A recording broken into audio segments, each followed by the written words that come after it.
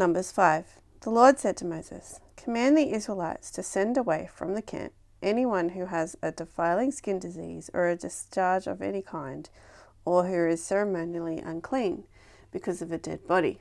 Send away male and female alike. Send them outside the camp so that they will not defile their camp. Where I dwell among them." The Israelites did so. They sent them outside the camp. They did just as the Lord had instructed Moses. The Lord said to Moses, "Say to the Israelites, any man or woman who wrongs another in any way and so is unfaithful to the Lord is guilty and must confess the sin they have committed. They must make full restitution for the wrong they have done. Add a fifth of the value to it and give it all to the people they have wronged. But if that person has no close relative to whom restitution can be made for the wrong, the restitution belongs to the Lord and must be given to the priest, along with the ram which atonement is made for the wrongdoer.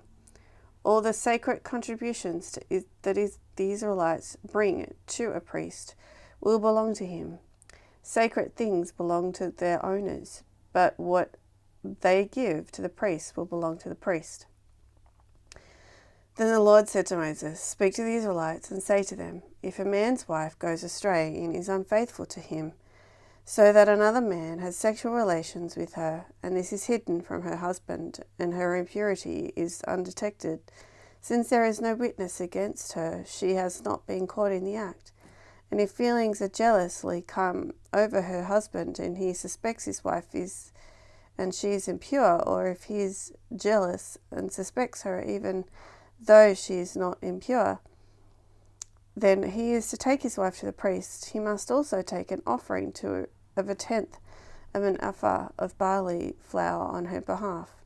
He must not pour olive oil on it or put incense on it, because it is a grain offering for jealousy, a reminder offering to draw attention to wrongdoing.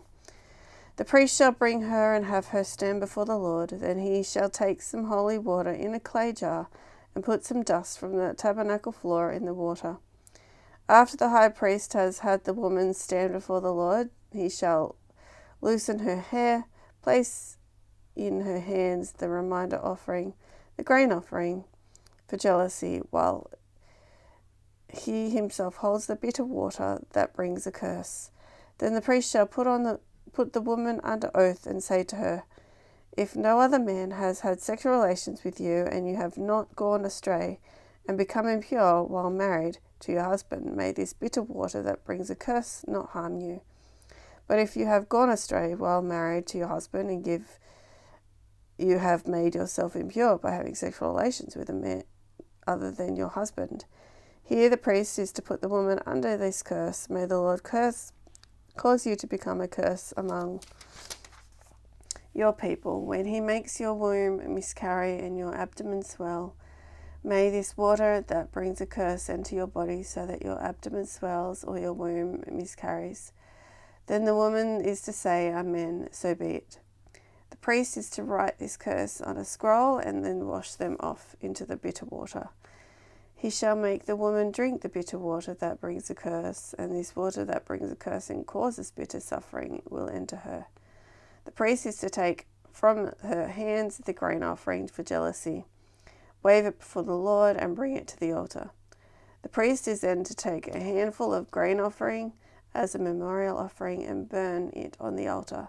After that, he is to have the woman drink the water. If she has made herself impure and been unfaithful to her husband, this will be the result when she is made to drink the water that brings a curse and causes bitter suffering.